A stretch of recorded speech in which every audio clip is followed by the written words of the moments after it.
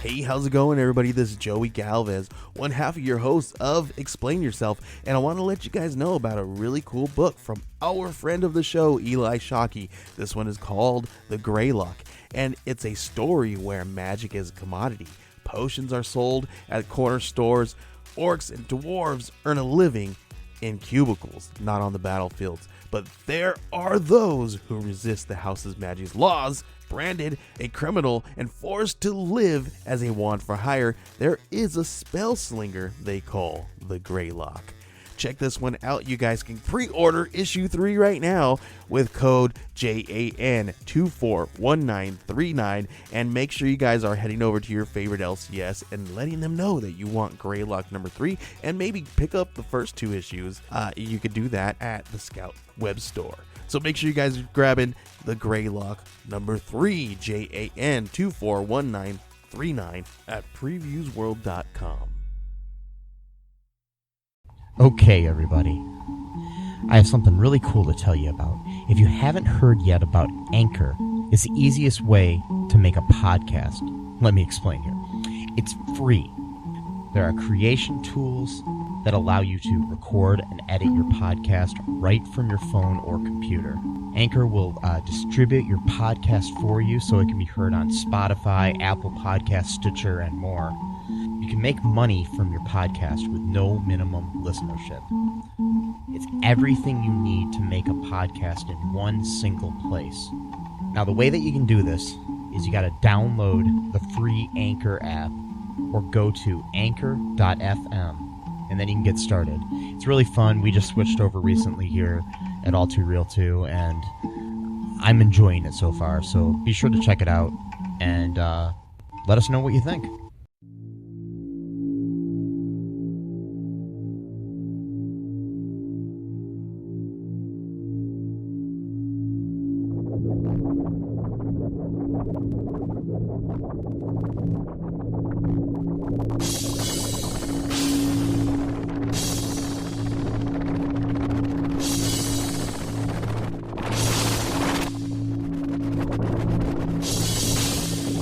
Extra million. You shouldn't have done that.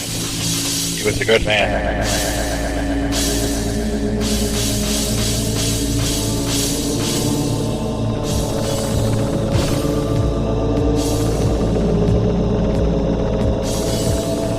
In, through, and beyond.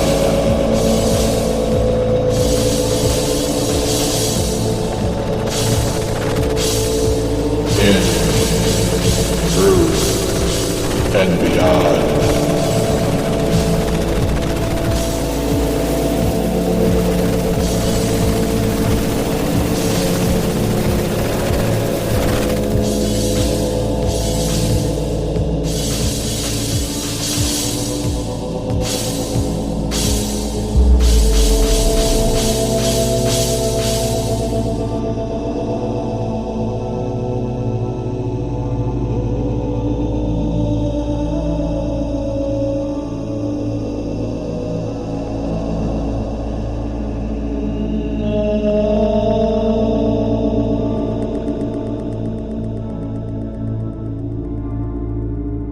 Okay, everybody, welcome to the latest episode of All Too Real 2. My name is Michael E. Cullen II, and with me via the interwebs is Matthew Giant Spider Haas. Alrighty. So you're really on the webs Yep. as a spider. And literally on the World Wide Web, yes. Yes. Giant World Wide Web. Mm-hmm. There's an invasion. There's an invasion of webs and lots of worldwide thereof takeover. Damn it. So today we're covering a nice little silly sci-fi film that was released on October 24th, 1975. The classic The Giant Spider Invasion. Directed by Bill Rebane. And written by Robert Easton and Richard L. Huff. Music by Bill Rebane. And starring the likes of Steve Brodie as Dr. J.R. Vance, Barbara Hale as Dr. Jenny Langer, Alan Skipper Hale Jr. as Sheriff Jones. Yes, Skipper, as in Gilligan's big buddy.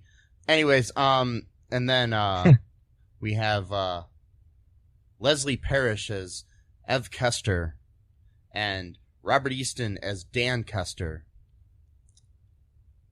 Christiane Schmidtmer as Helga. Kevin Brodie, the son of Steve Brodie, as Dave Perkins. And Bill Williams as Dutch. Yep. Good old Dutch. Yep. And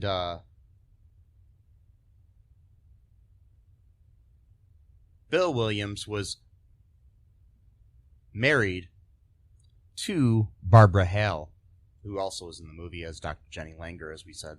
So, yeah. There's a little bit of nepotism in this movie. Yeah. There's a father and a son, and then there's a husband and wife. And then there's two people with the last name Hale that I don't believe are related to each other. So, it's a package deal. Yes. You get both for the price of one, so, Yes. And the movie did cost $300,000. Which is not a lot of money back then. No, not even back then. Yep. And it made $15 million, so that's a pretty good profit. This was a very successful film. Surprisingly. Yeah, surprisingly. It was filmed in Easton and Easton, who was Robert Easton, who was a friend of Bill Redbane. He came up with the idea.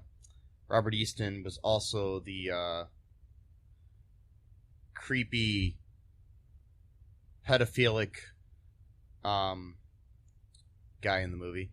And but the film was shot in Merrill, Wisconsin and Gleason, Wisconsin. So what happened in this movie here, Matt?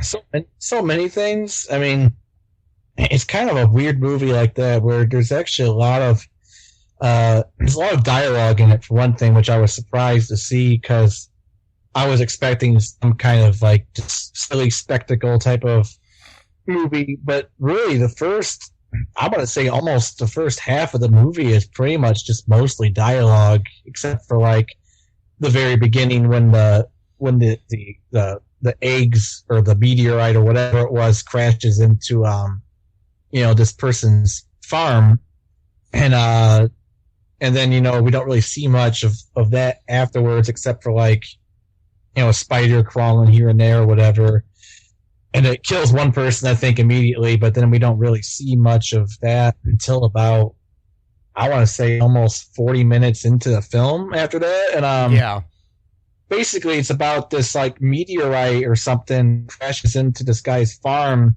in Wisconsin somewhere, and it just like it starts off like a really small spider, but it just keeps getting bigger throughout the movie. They didn't really explain why it got bigger, but it did. And then and there was like more of them too, like little eggs. So like there was like all kinds of spiders just kind of climbing all over the place around the farm and other parts of the town. it kind of had like this weird, like religious undertone to it. Like I don't know if they were really saying like, you know, it's religious, but like there's like this revivalist preacher in town who was like talking about like the wages of sin and all this kind of stuff, and that kind of played into the whole like apocalyptic aspect of the movie of like, you know, those giant spiders going around and killing people and we can't stop it and all this kind of stuff. And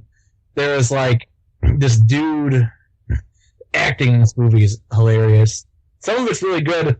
Some of it's just terrible. It's kind of weird. It's like you get some people who are like almost acting like they're like Shakespearean, like taking this movie so seriously.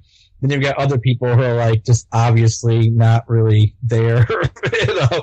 And you literally have Alan Hale Jr. phoning in his performance because half of his performance is him sitting at his desk on a phone. Right. Yeah, he's literally phoning it. And he plays this guy who's just like way too like jovial. Like, I mean, like everything's a joke to him. Literally everything. Like, yeah, I mean, it's pretty much the same kind of character he played on Gilligan's Island and like everything else I've ever seen him in. But I've only seen him in a few things, so I don't know. So yeah, me too. I've only seen 2 things. Yeah, he could have more depth to his acting abilities than I know. I don't know. So. Mm-hmm. And I'm trying to remember what else happened because I watched it a week ago and I kind of watched it again, and because there is a lot of depth to it, so it's kind of hard to pin it down because like it almost seemed like they were trying to make like 3 different movies all at the same time, so it's kind of hard to like because like there's so many different like plot points or like plot A, or plot B, and then there's plot C, and it all comes back to the preacher guy at the very end when they start playing his fire and brimstone speech or whatever, or his sermon. Yeah, I mean, like, according to Wikipedia, there are several subplots. Did you want me to read them off? Yeah, like, because I can only think of 3, but yeah. 3 main ones. Like, go ahead. Okay, the subplots include Dan Kester and his hate relationship with his wife, Ev. Dan's adulterous affair with the local barmaid, Helga. Dave Perkins' attempt to make out with Ev's underage sister, Terry. A fundamentalist preacher leading a revival meeting. Doctors Vance and Langer getting involved in a somewhat of a romance, all the more notable as the 2 lead actors were also in their early to mid-50s when the movie was made. The eventual panic that results when the townspeople are confronted with the spider. And then the invasion is deduced with various scientific-sounding language to be the result of somewhat interdimensional gateway, and is ultimately, and at the end it's thwarted by the doctors. Yeah, this movie is funky as all get out.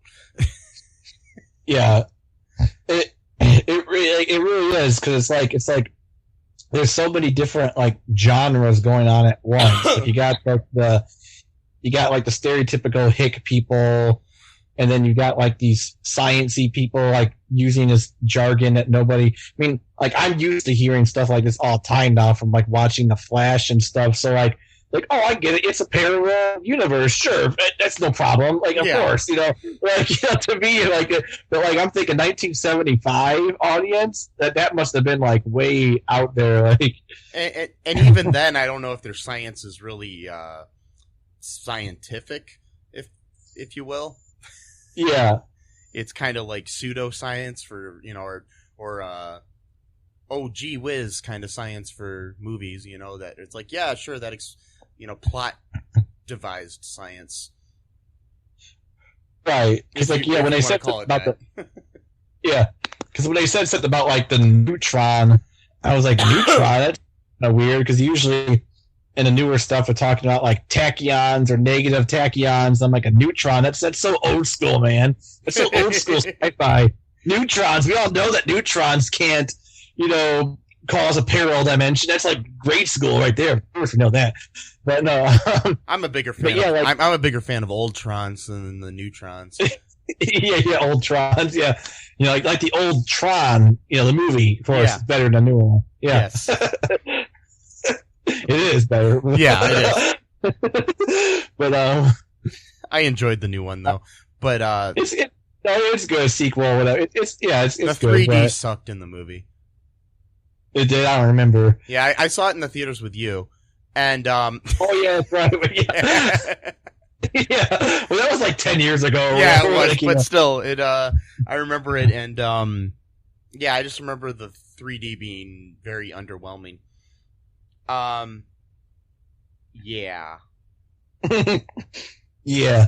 So the whole like underage thing that creeped me out the most. Like, like it's, for one thing, they couldn't even like do like a regular type of relationship thing.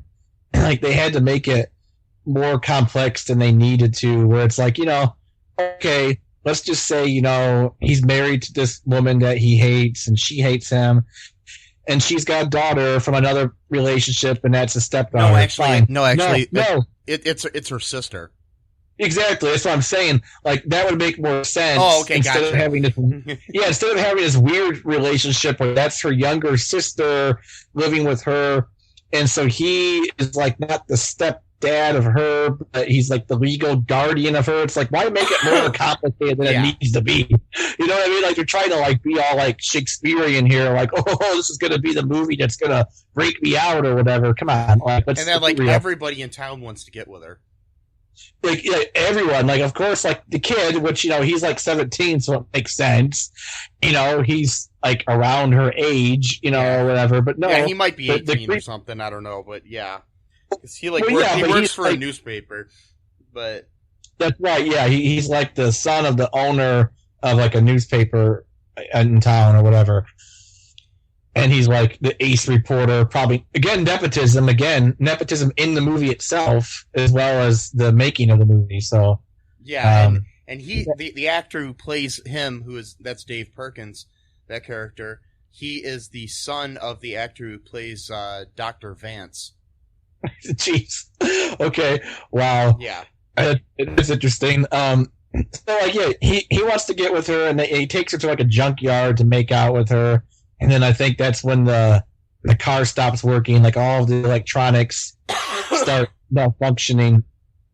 And then, but yeah, her stepdad / step uncle, step guardian, whatever, he like tries to bribe her for sex with like these diamonds that came inside of the that were part of like the eggs or the spiders. Like they had these little diamond things or whatever that really weren't worth much, but if you had a whole bunch of them, they would be worth something.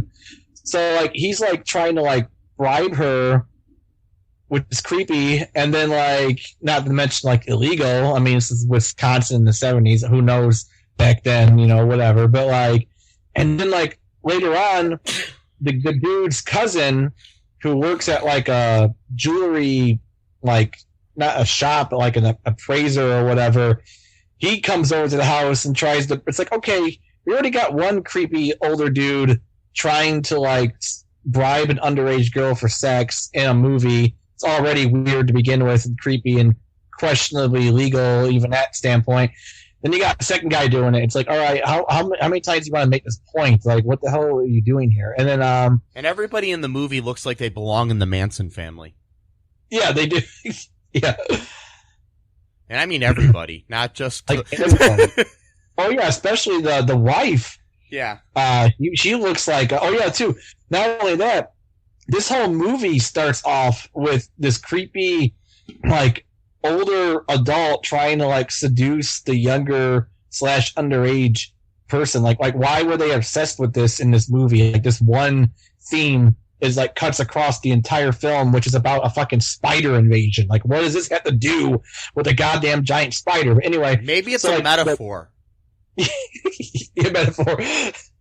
The spider is the patriarchy trying to press down upon man and woman, and And man. the invasion is the man trying to invade the woman's body and take her over and see and invade her soul. And I'm guessing they didn't think that deeply, but no, I don't think so. That's like a meandering of like a pothead in the '60s. I don't even think they even had that going on for them. I think they were just totally trying to be like shocking. Because like in the beginning, it's actually the wife. She's like an alcoholic. She's always drinking all the time, and she's like hitting on the young guy who's waiting on his date. Who's her younger sister. He's out the porch, waiting on her to get ready, and she's out on the porch. But you see, Matt, that's her trying to escape her reality and get out of the oppression that she has from the man. Maybe, or it could have just been because she was drunk and horny. You know? No, man, this is deeper. No, I don't think it's deeper than that at all. Because she apparently gets horny when she gets drunk. Because later on, she calls that Dutch guy who owns like the town diner, and basically like asks him to bring some liquor to the house because she ran out of it, and she said that she would be very appreciative when he got there. I wonder what that means. Well, we know what it means because the next scene it shows her in a fucking bathrobe walking him out the door. So, yeah. She just made him cookies and when that happened, something spilled on her clothes and she needed to go put on a bathrobe. Yeah, that's what happened. Yeah. And the other thing too about this movie, all the men wear back braces for some reason. I'm not sure if that's a metaphor for something too. Like, what's with the weird back brace thing?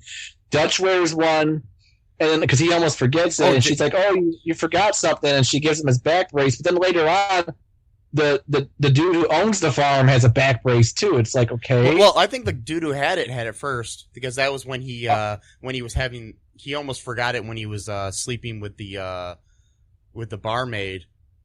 Oh. And then, because he almost forgot it when he was going to go home to be with Ev. Oh, okay. Yeah. And it's like, you don't want to forget this. Yeah. And yeah. I don't. Yeah. This is the important stuff of the movie we're talking about here. Yeah, I don't know if it was it a back brace or was it something to slim his stomach to make him look better, which is. Well, I think that was before they started making those things. Oh, I mean, maybe. I don't know. Well, they've had those things for years. They've had corsets for, well, since the Middle Ages or whatever. So, yeah, I mean, it's... So, I don't know. Yeah, these are the important things to talk about this movie. not the giant spider. The back brace really needs to have like a 20-minute long... It's the most important part of the movie. And I think the back brace is symbolic of the fact that society is bracing up the man and not the woman. Yeah.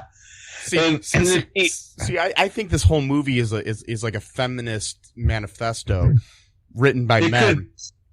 Of course, it got to be written by men because those are the real feminists, of course.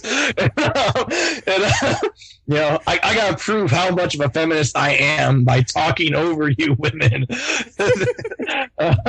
See? No, what she really means is this. I got your back, okay?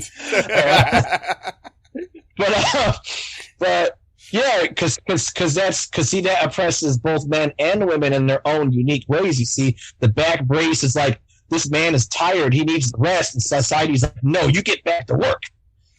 So yes, yeah, man, yeah, that's what the whole movie's about. It's about society's obsession with sex. Yeah. So, what else happened?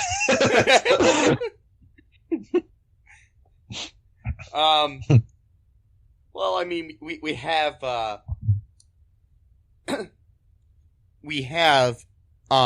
another feminist scene in the movie when the doctors meet each other, and we have this doctor from NASA go to meet the local, I don't know, astronomy doctor person. Astronomy. Yeah, that's what she was. Yeah. Yeah. And we got to emphasize the fact that in the scene when they meet, he goes there and he's like, I must be here to meet your husband. Oh no, I mean your father. Right. Your brother, or it's just like, well, actually, I'm the doctor. See, I'm telling you, this movie's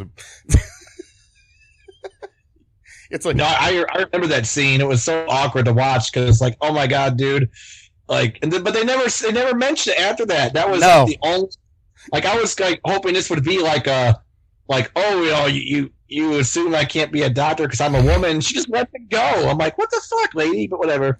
Well, no. What it's telling you, Matt, is that once you are told that women can have power and be in powerful positions, men readily accept that.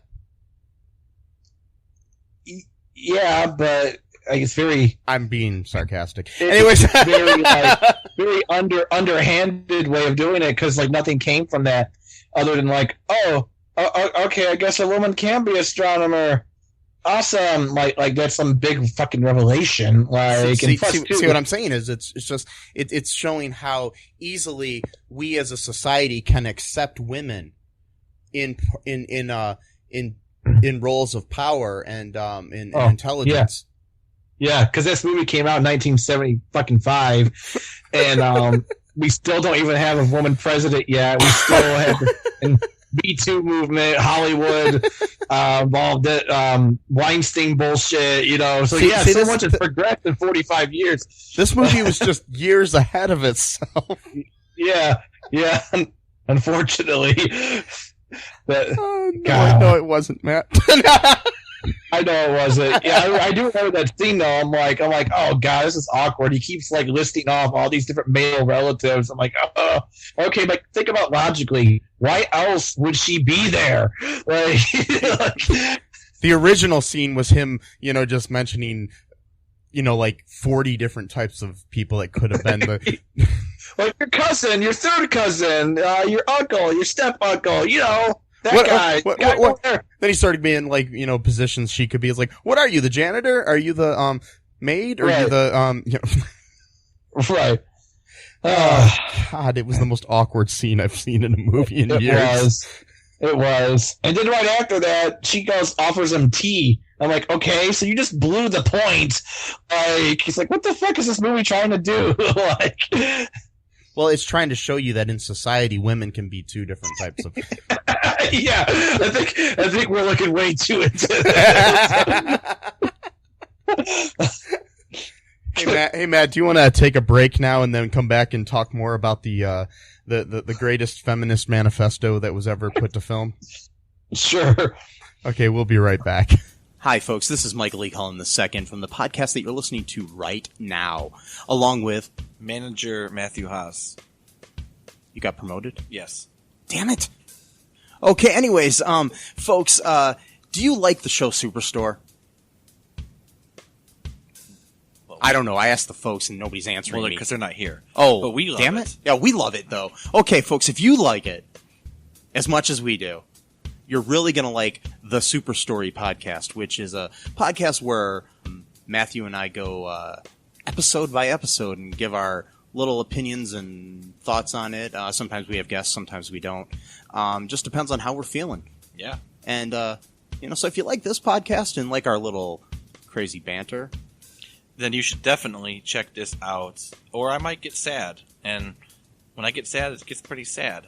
Yeah, so I can't deal with him when he's sad. Yeah, no one can really. So yeah.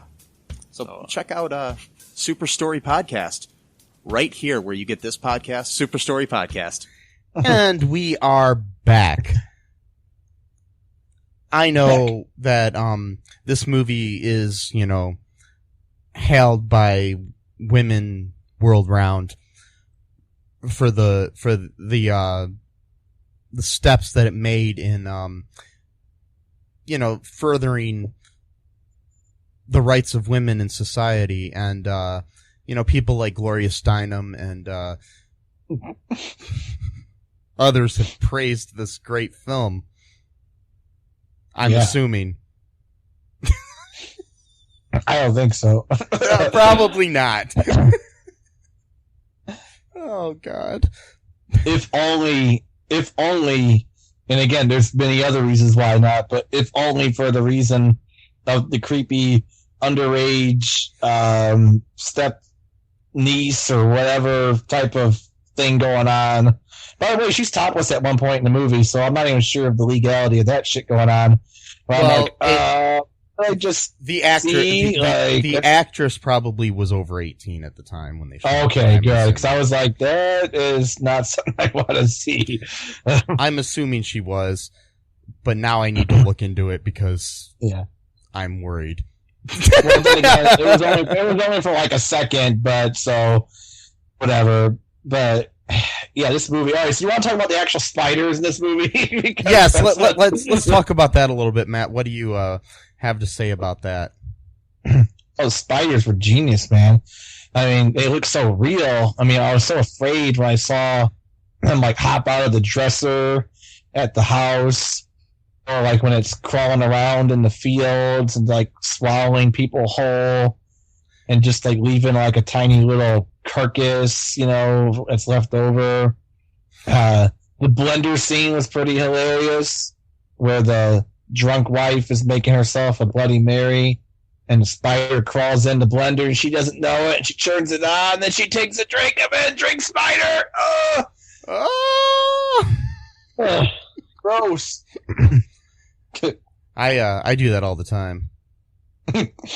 What, you make spider Bloody Marys, spider Marys? Yes, I put Lysol, spiders, And bleach. And Because our dear leader, dear Fuhrer, said, you know, hey, you know, you could cure the coronavirus by, you know, giving yourself disinfectant inside of your body. So there you go. But he claimed it was sarcasm, so it's okay. Oh, yeah, of course. Yeah, I used to know kids like that in junior high who would humiliate themselves and then be like, oh, it was a joke. Yeah, no. Yeah. You're making it worse for yourself. Because the greatest place in the world to talk about, to be sarcastic, is at a press briefing 6 weeks into a pandemic. Yeah. Because, you know, you remember that great scene in Independence Day when Bill Pullman, as the president, came out and he started making jokes about the alien invasion.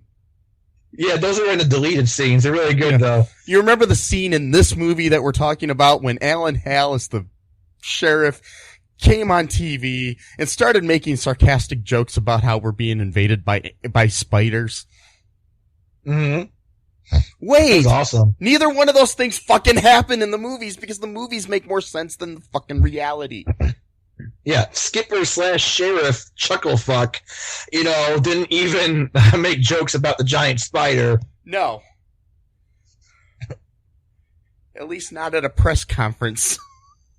Yeah, maybe when he was drinking at the diner, that's one thing, but you know, not when you're on the job. You know, you're all business. I mean, come on. Oh, God.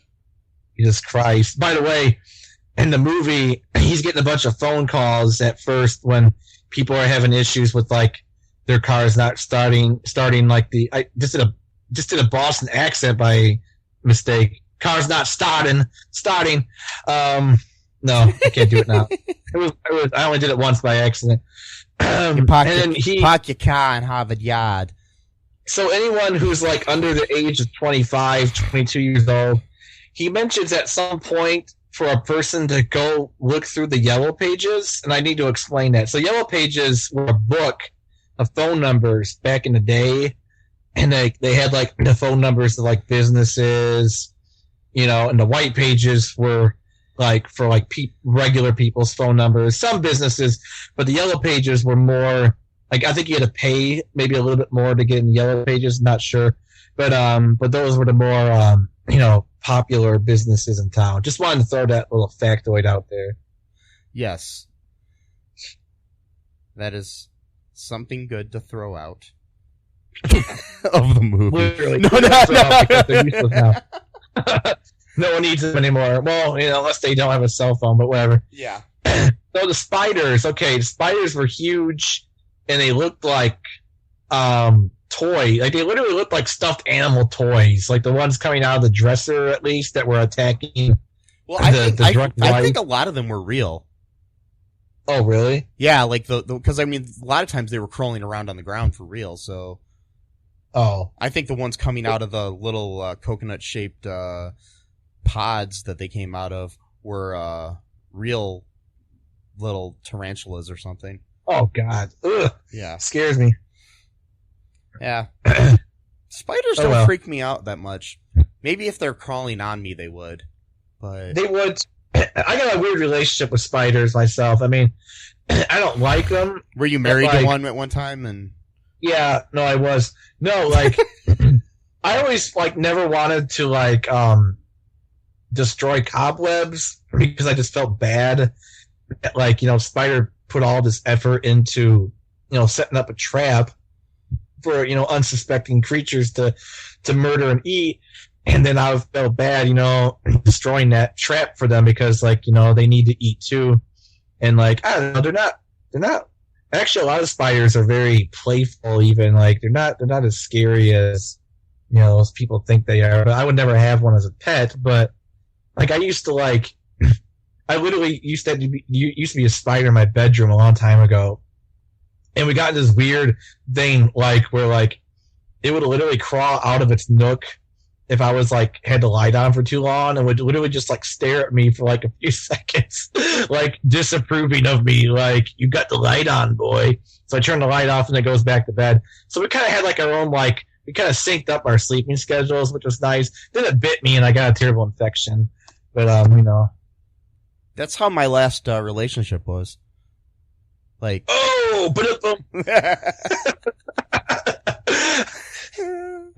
wow.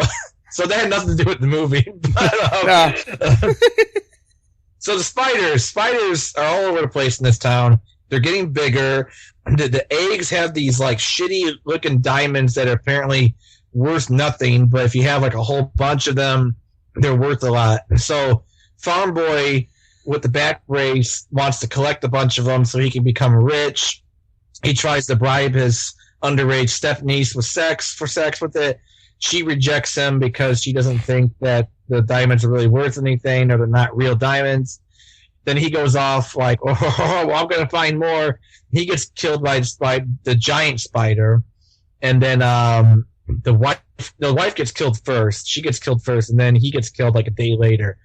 And then the dude's cousin has the diamond. He tries to bribe her for sex. She rejects him. So at least she's rejecting these creepy old guys. You know, that's nice. There's a good feminist tale for you right there. So she's like the younger generation. See, she's like the one that's gonna push the progress even further. You know what I mean? So like, no, I'm looking into it too deep, but like, I lost my train of thought. Oh boy, this movie was fun. I literally actually enjoyed it, so I don't know. But it wasn't that bad. No, it wasn't that bad. That's the thing. So, I don't know. Do you want to take another break and then we'll come back and talk about some the rest? I mean, or do you want to talk about the rest of the plot now and then come back and then take a break? Like, take a break now and then we can discuss the rest of the plot or rest of the movie, whatever. Yeah, and then we'll talk about some like reviews and some trivia here too. Okay. We'll be right back, folks. Hey, folks, this is Michael E. Cullen II from the podcast that you're listening to right now, along with Matthew Haas. We just wanted to tell you about our great podcast called Super. It's called All Too Real. And on that show, what do we do, Matt? We watch biopics, and then we talk about whether or not the movie matched up with the real story or not. So it was a lot more exciting than that, though. Yeah, so we analyze the real story and the real story. Get it? Real. You know? Yeah, they're spelled differently, folks. You can guess which one I said which way. Anyways, so sometimes we have guests, sometimes we don't. But we talk about great movies like Shattered Glass and The Social Network and futile and stupid gesture, among others. Those are some of the ones that we've covered so far, and we're going to cover a lot more. So please subscribe on Stitcher, Apple Podcasts, Google Podcasts, wherever you find your great, fun podcasts. And be sure to share it with your friends. Do it. Do it. Do it. And make sure you're not afraid to get all too real. Bye-bye. And we are back. Okay, Matt. So how did this movie wrap up? So, in addition to all the cool stuff about the movie, like the back braces and all the diamond shit, the boring stuff, and the phone calls. Oh, and the phone calls and the yellow pages. Yeah, the boring stuff happens now with the spiders attacking people, ripping them in half or swallowing them whole. Boring shit. You don't want to watch that stuff.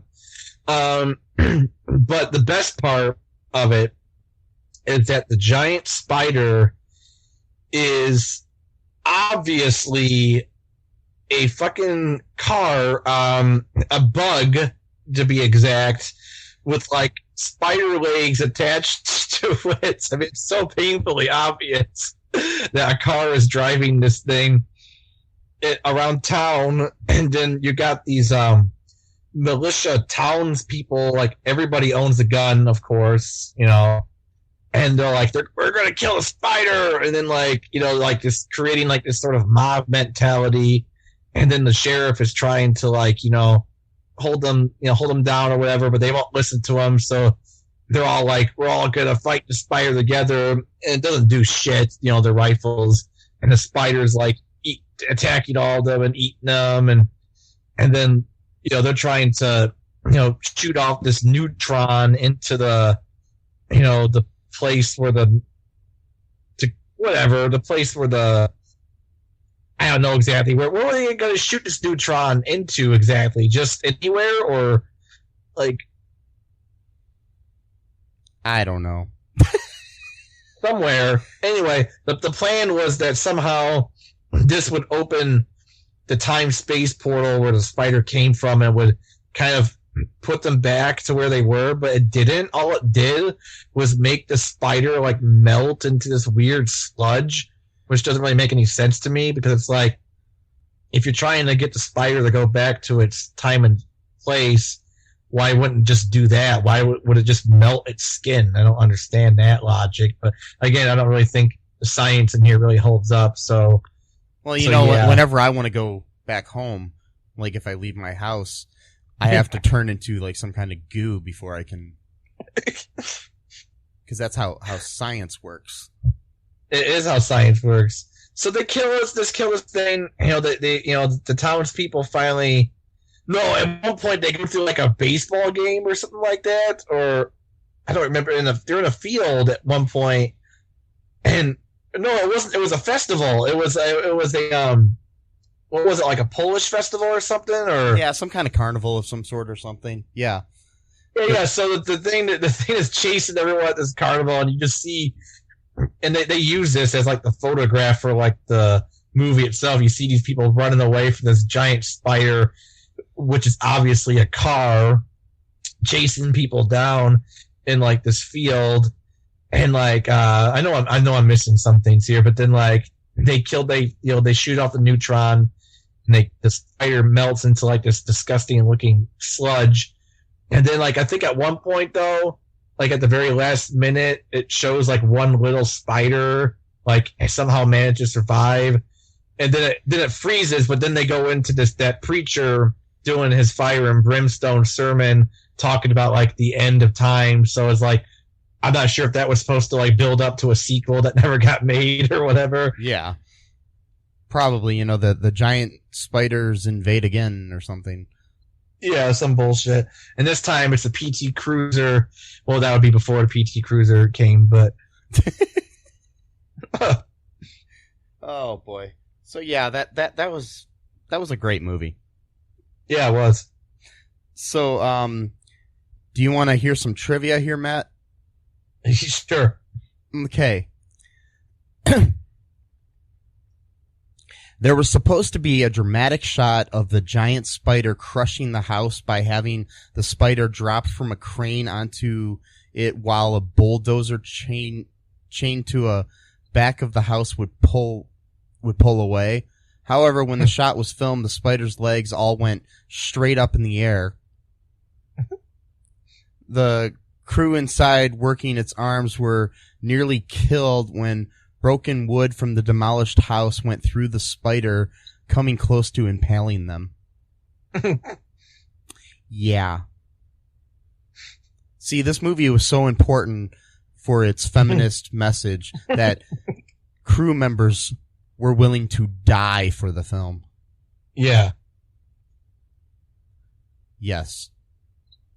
Yep. That's what happened. Yes. In the opening, Alan Hale Jr. greets Kevin Brodie with the line, "Hi, little buddy." This is an obvious reference to. It's an obvious restaurant. Obvious reference to Hale's role as the skipper on Gilligan's Island, where he called Gilligan little buddy all the time. That's awesome. I didn't pick up on that. By the way, that should be the name of a restaurant. Obvious restaurant. You just serve like basic food. Yeah, it's got a picture of food on it. It says obvious. Like, come on, you know what this is. Yeah. You can't even. It's like, what do you want to eat? Well, here it is.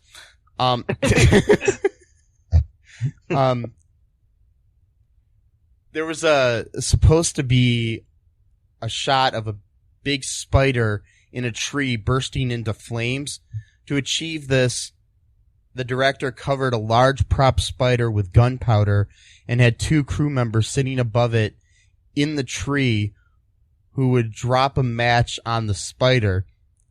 The director got the camera up to the very fast frames per second to achieve a slow motion look and had them drop the first match. Nothing happened, so they dropped a second. Still nothing happened.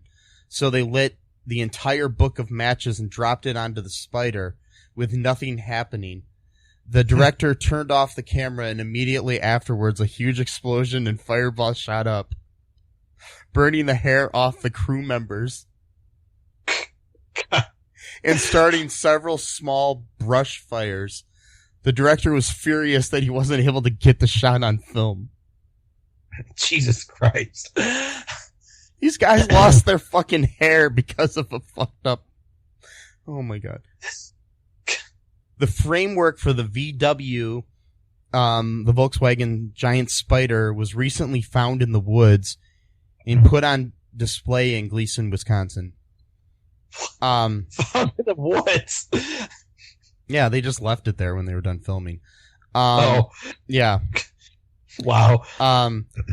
This was a surprise box office success. It was one of the top 50 grossing movies of 1975.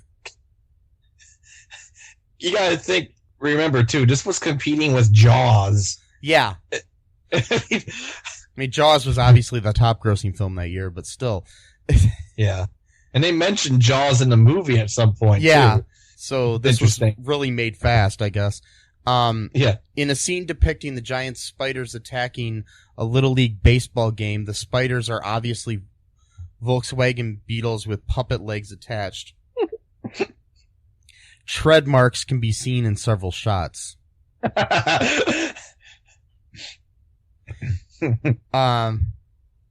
In May of 2005, there was a Bill Redbane Film Festival in Madison, Wisconsin that featured this film.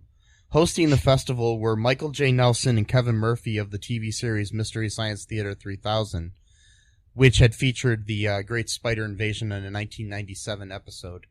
Nelson and Murphy said, despite their lampooning of the film on MST3K, they actually admired Redbane because he was able to make the film with such a low budget.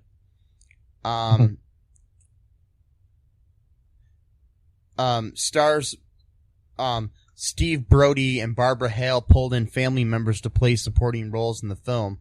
Brodie's son, Kevin Brodie, played Dave Perkins, and Hale's husband, Bill Williams, came in to play the role of Dutch, as we stated earlier. The film is listed among the 100 most enjoyable bad movies ever made in John Wilson's book, The Official Razzies Movie Guide. Cost about $300,000 to make. According to Rebane, I'm sorry.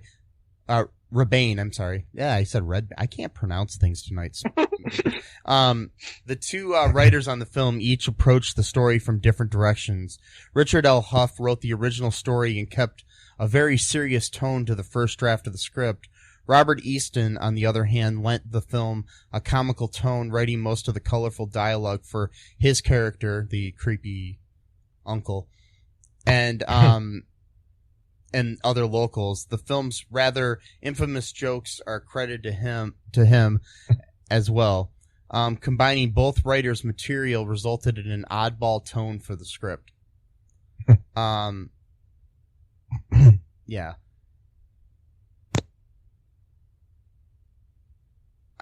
Yeah, it's such a interesting film. Stephen King is a big fan of the film as well. The book that Alan Hale Jr. is always reading in the sheriff's office is titled Flying Saucers Want You. Well,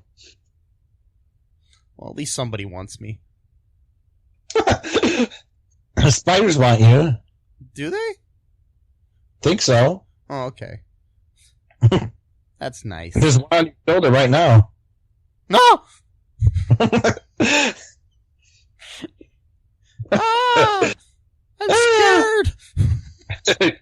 And now I need a Spider Mary. That's going to be a new drink of mine. The Spider, you know, I'm going to take a Bloody Mary and I'm going to put a spider in it. Spider Mary. Spider Mary. Yeah. Yeah. Maybe that was the name of the spider. Mary. Yeah, this makes it sad. Or Mary. She was turned into goo. Yeah, it has a name now. It's like you can't kill a turkey after you name it and then eat it or something, you know. Personalize something and then, you know. Okay, I found some reviews here, Matt. Here's one that I'm gonna read about the movie. This is a 10 out of 10. Posted by Alice Spiral on the Internet Movie Database here back in February 17th of 2007, shortly after Valentine's Day, by the way. Her headline is "Never ill-treat spiders because they'll have you." All spiders who were ever killed go into outer space and are reborn. And because of messages passed along the spider grapevine, they come back in pods. And Wisconsin obviously has a higher rate of spider killers, so this is why they are there. I mean, people were flattening spiders with irons for no good reason. The only ones spared are spider lovers, and they know who they are. Anyway, this is one of my favorite types of horror movie bug attacks. For a low-budget movie, it's as good as you could expect.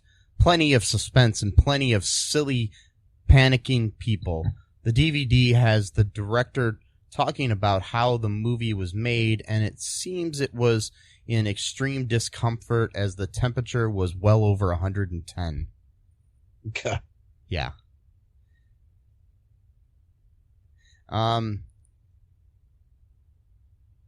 Here's a 2 out of 10 review from Aaron1375 from October 25th, which is right before Halloween of 2002. Well, there is one giant spider. Why this movie is called Giant Spider Invasion, I will never know. For one, there is only one giant spider. Two, it isn't really an invasion. The plot starts at some redneck's home where from out of the blue something lands in their backyard. Then a bunch of TV stars and B-movie stars try to figure out what happened. Then a giant spider, which I believe is really a dune buggy terrorizing the countryside. For the most part, the spiders are just tarantulas, which are rather big but not giant. You would love the scene where they discuss black holes and how they relate to the spiders, as well as how they kill the spiders, because it's a clear example of cheap movie science. Okay, so that was that. Okay. Got all that wrong, but okay. Yeah, I know. Because it's called the Giant Spider Invasion, not the Giant Spiders Invasion. So it can be only one. It's fine. Whatever. Can an invasion be just one thing, though? I don't know. I maybe not. I always assumed anything. Well, I guess because they call it a home invasion when a guy breaks into your house.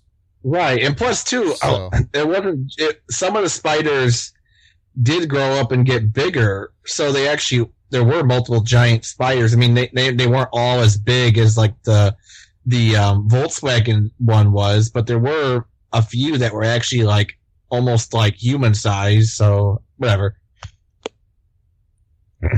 So or maybe not. Maybe that. What's that? Oh, I was gonna say, here's another review if you want to hear it. Sure. It's called Movie of the Year by Sheepy. Mm-hmm. And this was written on March 4th of 2000, which was around some kind of holiday, I'm sure. Anyways,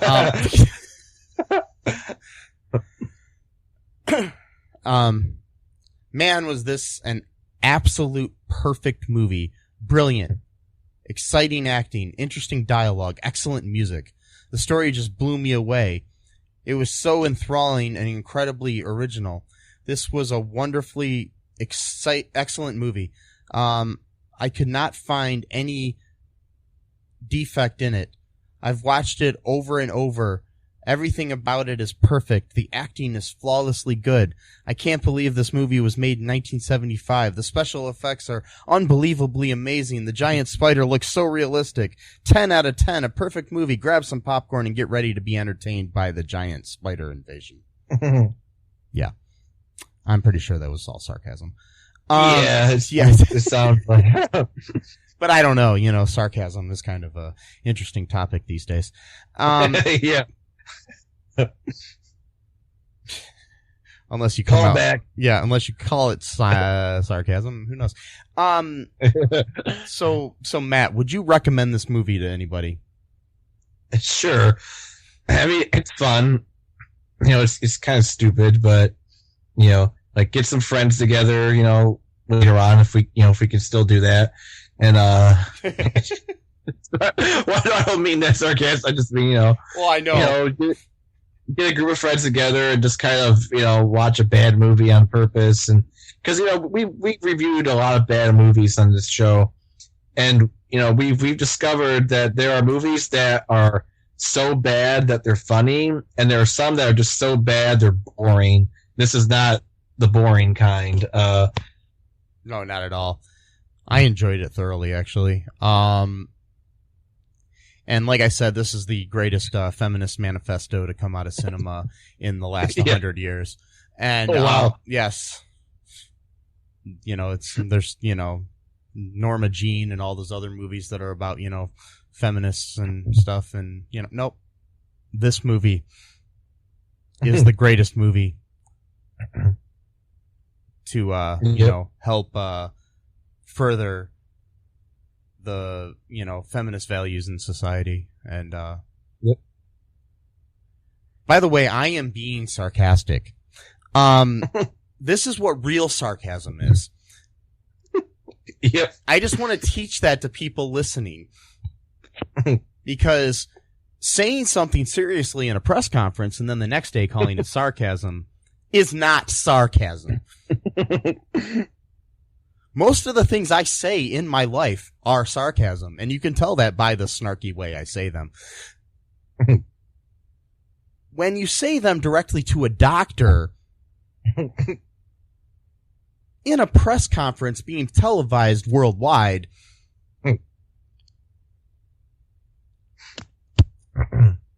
in a serious tone, that is not sarcasm. Nope. No.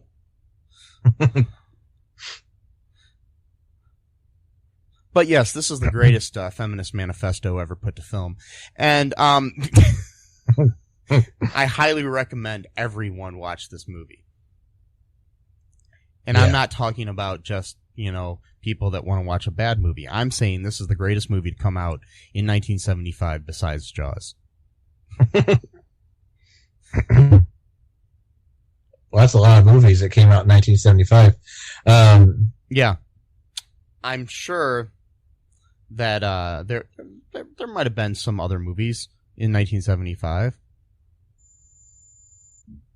Okay, so I mean, this movie came out the same year as Jaws, as we've said. One Flew Over the Cuckoo's Nest. Oh wow. Shampoo. Dog Day Afternoon. The Return of the Pink Panther. 3 Days of the Condor. Funny Lady. The Other Side of the Mountain. Tommy. The Apple Dumpling Gang. Rollerball. That's just a few. Barry Lyndon came out that year. French Connection 2. Stepford Wives. All these, the Rocky Horror Picture Show. All these shitty movies that are nowhere near as good as the giant spider invasion. Yep.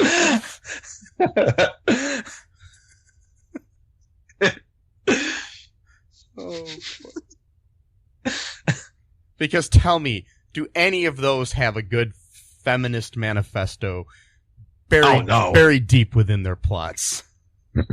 I mean, not even close, especially Return of the Pink Panther. That's just mockery right there. Yes. They use the color pink as a way to actually, make fun of women as opposed to, lifting them up, so, yes. It's obvious, just mockery that's just oozing out of those kind of movies, And then you have the Rocky Horror Picture Show, which is just totally downplaying the idea of femininity by having, Tim Curry dress up like a woman. Oh, I know, yeah, because, transgender people are so bad, they're, anyway, This is sarcasm, by the way, people. That definitely is sarcasm. Yes. Oh, boy. God. So, I tell you what, though, Tim Curry can pull off any look he wants. Oh, yeah. Any look he wants. Tim Curry is a god. Anyways, so, anything else, Matt, before we sign off today? You know what? Well, I am gonna set up, a website soon. I don't have it, ready right now, but where I'm gonna, kind of put, like a lot of my music and stuff on, like sell my albums and stuff like that. So, whenever I get that up, maybe I'll plug that, maybe other stuff too, some of my articles, some of my writings, just, a general creative space, of mine. All of the brilliance and the not so brilliant craziness that comes out of my mind will probably be up on that site at some point. So, I mean, for right now, you might want to follow Matt on Facebook. He's got a fan page, Matthew Haas. I think it's called Matthew. I always forgot the name. Is it Matthew? No, it's Hostility. It's Well, the actual fan page is is just Matthew Haas. Yeah. You search for it and you'll see like a superhero looking version of myself. That's me. Mike does this great Photoshop work, and he basically made me look like a really muscular superhero dude. It's pretty awesome. And then I use that, picture. Yeah, just look for that fan page, and I'm sure that in the near future, links to your website will be up there. Yep. All right. So I'm gonna play a little song or a little music to kind of commemorate this great spider, as well as to kind of say sorry, to the spider, that they had to kill it, because it wasn't his fault or her fault. Probably her fault, because this is, again, like a feminist anthem, for being kind of taken into a different time and space world that, doesn't belong in, and it was just trying to eat some food. I mean, that's what all living things needs food to live. So sorry to the spider, but, here's a little song, for that. Okay. Let's get situated here. Situated. There we go.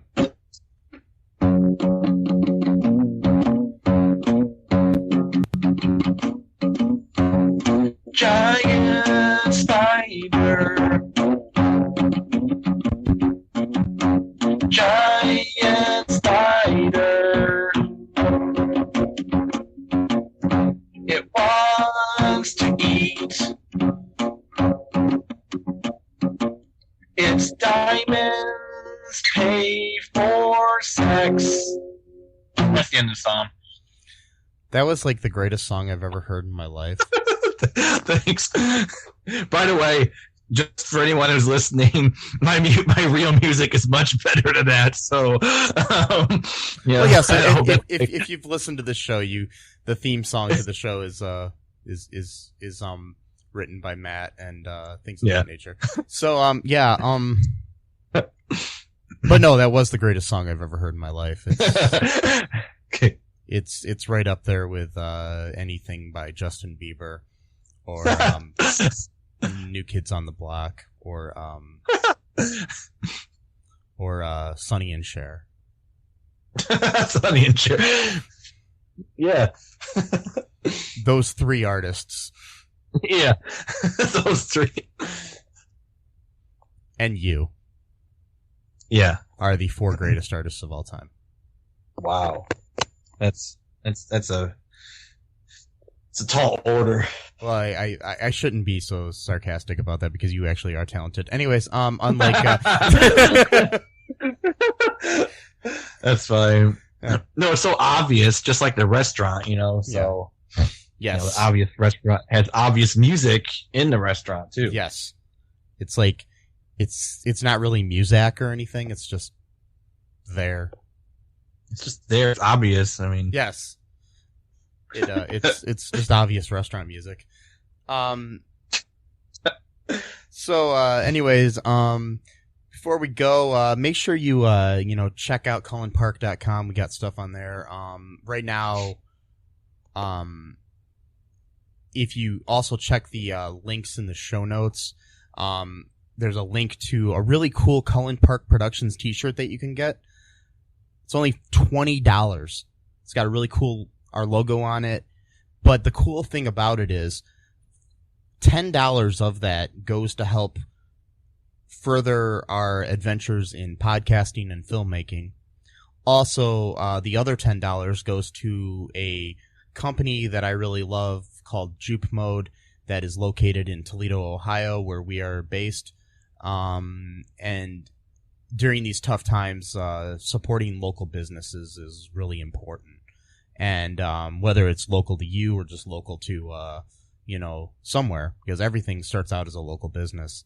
And it's better to support a local business that has a possibility of going out of business due to this pandemic than some big corporations, Yeah.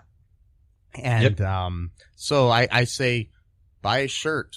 They've got other shirts on their website too. I'd prefer it if you buy one of ours, but they've got a lot of cool other shirts on there too. Buy one of ours, buy one of anything that they have on there. They've got a lot of cool ones that are also supporting a lot of other local businesses, which is really cool. Also, check out our Patreon and donate. Help support us. Right now, especially, we, are looking for ways to make sure that this podcast continues and we can continue to bring you the great films of feminist manifestos that we do all the time, because every single one of our films has that underlying current to it. Yeah. You know what we should do, though? What? At one point, we should do a counterpoint, and we should do a men's rights activist film,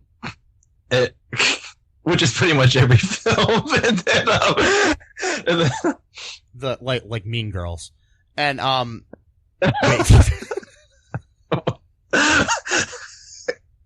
Oh God, we're so weird. I know. So anyways, I don't know what the hell I'm talking about anymore. I think this is all getting to me, Matt. Yeah, me too. I think I'm being invaded by giant spiders right now. You know what though? This one was a long one though. It's good though. One's not a short episode, so that's good. Yes. So hopefully you enjoyed this. Also, I mean, feel free to email us if you have any suggestions for any movies you want us to talk about.